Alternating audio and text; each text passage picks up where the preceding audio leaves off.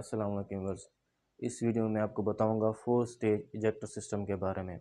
Condensing steam turbine में हमें vacuum बनाना होता है और ये इजेक्टर के ज़रिए भी बनाया जा सकता है। वैसे तो वैक्यूम पंप भी होता है, लेकिन मैंने अभी फिर आपको बताना है इजेक्टर सिस्टम।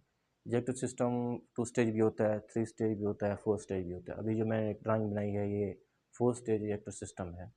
ठीक है, मैं आपको ड्राइंग के बारे में बता रहा हूँ, उसके बाद फिर हम तरीक़ाकार जानेंगे। सबसे पहले यहाँ से शुरू करते हैं। ये मैंने एक लाइन बनाई है, देखें आपको, ठीक है। और एक ये लाइन है, यहाँ से इन क्या हो रहा है, ये एक लाइन है, एक ये कनेक्शन है और ये कनेक्शन है। ये बनाया है मैंने मेन हेडर में जो ये लाइन इन हो रही है, ये मेन कंडेंसर जो होता है स्टीम टरबाइन का, कंडेंसिंग स्टीम टरबाइन का जो नीचे हमारा कंडेंसर लगा होता है, वहाँ से हमने जो एक लाइन सक्शन ली होती है वो है। फिर यहाँ पे मैंने एक हेडर बना दिया, हेडर से 3 कनेक्शन लिए, एक ये लिया है, एक ये लिया है और एक ये लिया है। ठीक हो गया। पहला जो कनेक्शन हमारा है वो जा रहा है इस इजेक्टर में, इस इजेक्टर हम बोलते हैं हॉगर इजेक्टर। ठीक हो गया। और दूसरा जो कनेक्शन लिया है वो मैंने इजेक्टर 1 में लिया है, ये देखें यहाँ पे। और तीसरा कनेक्शन लिया वो मैंने इजेक्टर 2 में लिया है यहाँ पे। ठीक हो गया। उसके बाद ये वॉल्व्स लगे हुए हैं, ये 2। ठीक हो गया। और ये मैंने स्टीम इन की हुई है सेंटर में, यहाँ से स्टीम इन होगी, ये वाल खोलेंगे तो इस इजेक्टर में स्टीम जाएगी, ये वाल खोलेंगे तो इस इजेक्टर में स्टीम जाएगी, मेन स्टीम जिसका फुल प्रेशर होता है, जो हम PRDS से लेते हैं। और यहाँ पे भी ऐसे है, ये स्टीम इन होगी, इधर वाल लगा हुआ है, इधर वाल लगा हुआ है, ये भी एक इजेक्टर है, ये भी एक इजेक्टर है, इजेक्टर 4 है, ये इजेक्टर 2 है। सही होगा। यहाँ से स्टीम इन होगी, इस इजेक्टर में जाएगी, और इस इजेक्टर का सेक्शन है वो हमने इसी GVC से लिया हुआ है, ये छोटा सा कंडेंसर या GVC समझ लें इसको, ठीक है, यहाँ से लिया हुआ है। ये इजेक्टर जो J3 है, इसकी सेक्शन लाइन भी हमने इसी इजेक्टर में से ली हुई है, दोबारा फिर इस इजेक्टर में आउट की हुई है। सही हो गया। उसके बाद ये जो है मैंने ब्लोर लगाई हुई है, इसमें जो नॉन कंडेंसेबल गैसेस होगी हम ब्लोर के जरिए बाहर निकालेंगे। यहाँ से हमने जो है इसका जो कंडेंसेबल पानी है जो भी है वो यहाँ से निकाल कर दोबारा हमने कंडेंसर में भेज देना है, ठीक है।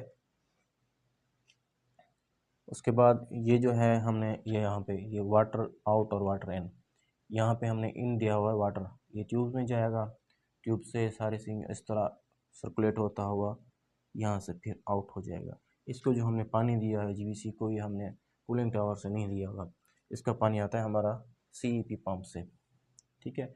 जो हमारा हॉट फ्यूल में पानी जमा होता है, हमारे CEP पंप चल रहे होते हैं, बॉयलर पे भेजते हैं पानी, ठीक है। उसी पानी को हम इसी में से सर्कुलेट होने के बाद फिर दोबारा जो है कंडेंसर में भेजते हैं और बॉयलर पे भेजते हैं, डायरेक्ट बॉयलर पे नहीं जाता, यहाँ इसी GVC में होता हुआ, मैंने पिछली वीडियो में आपको बताया था, ठीक है।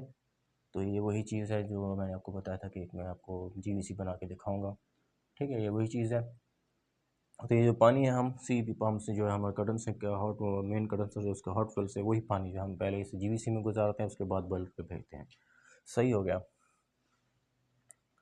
तो आपको ये मेन स्टीम कनेक्शन का भी पता लग गया। इसके इजेक्टर 2 और इजेक्टर 1 जो है इसके सेक्शन का पता लग गया, कहाँ से आ रहा है, मेन कंडेंसर से आ रहा है। और ये जो इजेक्टर 3 और इजेक्टर 4 है, इसका सेक्शन जो इसी GVC में से लिया है, ठीक है, फिर इसी में इन किया हुआ है। सही हो गया। पानी के कनेक्शन का भी आपको पता, यहाँ से इन हो रहा है और ऐसे फिर वापस आउट हो रहा है।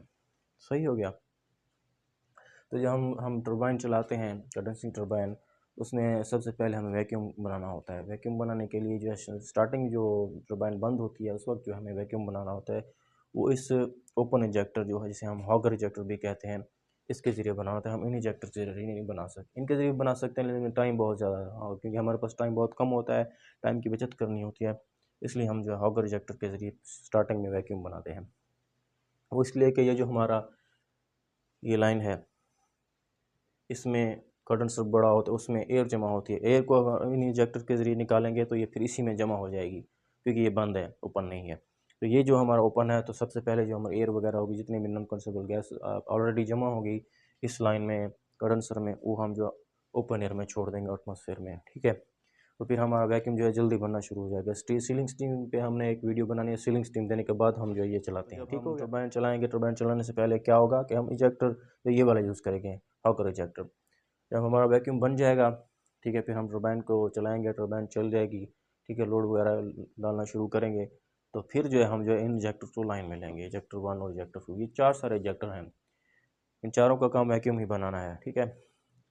तो 4 क्यूब बनाया है, इसलिए बनाया है कि 2 स्टेज भी होती है, 3 स्टेज भी होता है, 4 स्टेज भी होता है। मैंने एक ही दफ़ा 4 स्टेज बना दिया, 4 स्टेज बना दिया है, ताकि आपको पता हो कि भी जो छोटी टर्बाइन होगी तो हम एक इंजेक्टर चला रहेंगे, बड़ी होगी तो 2 इंजेक्टर, इस तरह हम इंजेक्टर्स को लाइन में लेते जाएंगे। जितनी बड़ी टर्बाइन, जितना ज़्यादा लोड होगा, हमें ज़्यादा वैक्यूम की ज़रूरत होगी, नॉन कंडेंसेबल गैसेस ज़्यादा होंगी, उसको निकालने के लिए हमें ज़्यादा इंजेक्टर्स की ज़रूरत होगी। सही हो गया। तो हम जब फर्स्ट इंजेक्टर को जो लाइन में लेंगे तो हमारा ये यहाँ से सेक्शन होगा, सेक्शन होने के बाद ये दूसरा इंजेक्टर यहाँ सेक्शन होगा। फर्स्ट इंजेक्टर हम जब लाइन पे लेंगे, यहाँ से जब सेक्शन होगा, ठीक है, और ये मेन स्टीम लाइन मैंने दी हुई है यहाँ पे, ठीक है, इधर वाल है, इधर वाल है, ये इजेक्टर है, ये इजेक्टर है, ये इजेक्टर 3 का वाल है और ये जो है इजेक्टर 1 का वाल है, ठीक है। अब इस लाइन में लेंगे तो ये वाल आस्ता आस्ता ओपन करेंगे, ठीक है, और वैक्यूम को जो है हम इस तरफ कन्वर्ट करना शुरू करेंगे इस इजेक्टर से, और इसका ये जो वाल आस्ता आस्ता बंद करना शुरू कर देंगे, ठीक है। यहाँ पे भी वाल लगे होते हैं, यहाँ भी वाल लगे होते हैं, मैंने शॉर्ट बनाई है लाइन, ठीक है। तो ये मेन स्टीम का वाल है मैंने बनाया, ठीक है। तो ये इस वाल को, इस व्हील को और इस व्हील को हम ऑपरेट करेंगे, ये वाल है, इसको आहिस्ता आहिस्ता बंद करेंगे, इसको आहिस्ता आहिस्ता ओपन करेंगे, ठीक है। जो हमारा वैक्यूम है यहाँ से इधर कन्वर्ट होना शुरू हो जाएगा, इस इजेक्टर के ज़रिए बनना शुरू हो जाएगा, ठीक है। अगर हमारा वैक्यूम पूरा है फिर हम आहिस्ता आहिस्ता इसको बंद कर दें, अगर पूरा नहीं है तो फिर इस इजेक्टर को भी लाइन में देंगे, ठीक है। इस तरह फिर वैक्यूम जो हमारा मुकम्मल हो जाएगा, जितना प्रेशर हमें चाहिए होगा, नेगेटिव प्रेशर, वो जब पूरा हो जाएगा फिर इसको आहिस्ता आहिस्ता बंद कर देंगे। तो यहाँ से जो हम सेक्शन लाइन है, ये हमारी सेक्शन लाइन है और ये हमारी स्टीम की लाइन है। जब इसको इजेक्टर को लाइन में लेंगे, यहाँ हमारी स्टीम इन होगी, स्टीम इन होने के बाद वो कंडेंस होगी, कंडेंस होने के बाद इसकी जो कंडेंसिंग हॉट वेल नहीं होता, वहाँ से हमने एक लाइन सिर्फ आउट की होती है, ठीक है। तो इसका जो कंडेंसिंग स्टीम का जो भी होता है, वाटर होता है, उसको हम कंडेंसर में भी भेज सकते हैं, मेन कंडेंसर में भेज सकते हैं और वेस्ट भी कर सकते हैं। सही हो गया। उसके बाद हम जो इसको जब लेंगे लाइन में तो भी इसमें स्टीम आएगी, इसको वो कंडेंस होगी, ठीक हो गया। फिर यहाँ पे जो हमारी नॉन कंडेंसेबल गैसेस जमा होंगी, स्टीम होगी, उसको फिर हम यहाँ से फिर दोबारा सक कर लेंगे। सक करने के बाद फिर हम मेन स्टीम जो है वहाँ से इन करेंगे। सही हो गया। इससे हमारा वैक्यूम और ज़्यादा मजबूत होगा।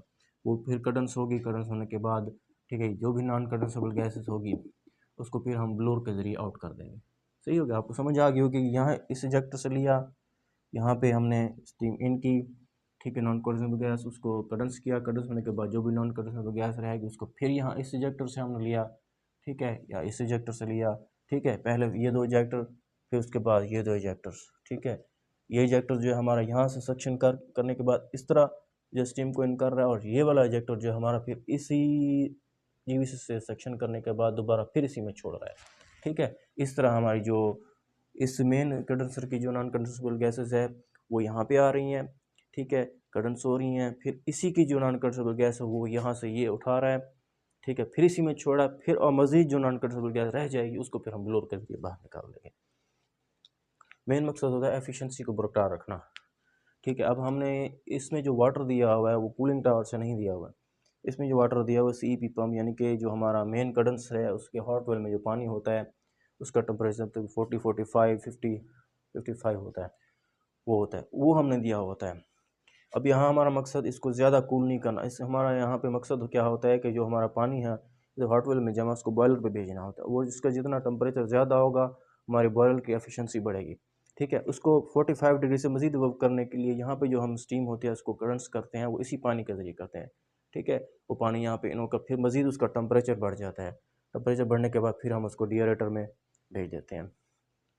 सही हो गया। ये पानी यहाँ पे इन हो रहा है इन ट्यूब्स में, वो हमारा कहाँ से आ रहा है, हॉट वेल से आ रहा है। उसका मकसद ये है कि हम इसको कूलिंग टावर से भी दे सकते थे, कूलिंग टावर से नहीं दिया, हम उस पानी को मज़ीद जो है एफिशिएंसी बढ़ाने के लिए, उसको मज़ीद हीट देने के लिए यहाँ से गुजार लेंगे, हमारा जो है वैक्यूम भी बन जाएगा, उसी पानी से हमारा वैक्यूम भी बन रहा है और उसी पानी को मज़ीद टेम्परेचर मिल रहा है और दोबारा हमारा जो बॉयलर पर जा रहा था, बॉयलर को ज़्यादा मेहनत नहीं करनी पड़ेगी, मतलब कि हीट नहीं देनी पड़ेगी और स्टीम जल्द अज जल्द हमारी रेडी हो जाएगी।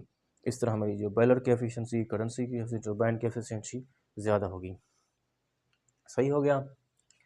तो ये हमारा जो है पानी जो यहाँ पे जमा होगा इस कंडेंसर में, ठीक है, वो कनेक्शन हो गया, ये कनेक्शन आपको समझ हो गया, ये इन हो रहा है, ठीक है, यहाँ से आउट हो रहा है, ये जो है इन हो रहा है, ये आउट हो रहा है, ठीक है, यहाँ से ये इन हो रहा है, ये आउट हो रहा है, यहाँ से ये इन हो रहा है, यहाँ से ये ब्लोअर हो गया हमारा, यहाँ से आउट कर रहा है इसको।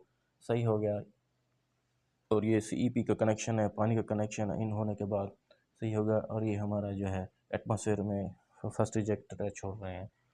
ठीक, उम्मीद है आपको ये वीडियो समझ आ गई। वीडियो को आपने शेयर करना है। नेक्स्ट वीडियो में मैं आपको स्टीम टरबाइन जो है कंडेंसर स्टीम टरबाइन, उसकी रोलिंग, उसके चलाने का तरीका क्या होता है। उम्मीद है वीडियो आपको समझ आ गई होगी। ठीक है, अगली वीडियो हम बनाएंगे कंडेंसर टरबाइन की रोलिंग के बारे में। उसी वीडियो के लिए हमें ये वीडियोस बनानी पड़ गई, GVC की और कंडेंसर की। पहली वीडियो मैंने इससे पहले जो बनाई थी वो कंडेंसर पे बनाई, दूसरी जो है इस पे बनाई। ठीक है, उससे अगली जो हम वीडियो बनाएंगे वो हमारी स्टीम टरबाइन रोलिंग होगी, condenser steam turbine back pressure turbine की जो रोलिंग है उस पर हमने ऑलरेडी बनाई हुई है। मेरे चैनल माई टेक्निकल क्लिक्स में जाके आप देख सकते हैं। ठीक है, उस पर 2 वीडियोज़ बनाई हैं। ठीक है, और अभी जो हम अगली वीडियो बनाएंगे वो हमारा मकसद यही है कि कंडेंसर टरबाइन की रोलिंग जो थोड़ी सी मुश्किल होती है। ठीक है, उसको आसान करने के लिए मैंने जो वीडियोज़ हैं वो एक GVC इजेक्टर सिस्टम और एक जो कंडेंसर भी बना दिया। कंडेंसर और GVC और इजेक्टर सिस्टम को पता होगा तो हमें जो है कंडेंसिंग टरबाइन की चलाने का पता चलेगा कैसे चलती है और इजी हो जाएगा उसको समझना। ठीक है, वीडियो देखने का शुक्रिया। अल्लाह हाफिज़। चैनल को सब्सक्राइब कर दीजिएगा। वीडियो को तमाम दोस्तों को शेयर लाजमी कीजिएगा। अल्लाह हाफिज़।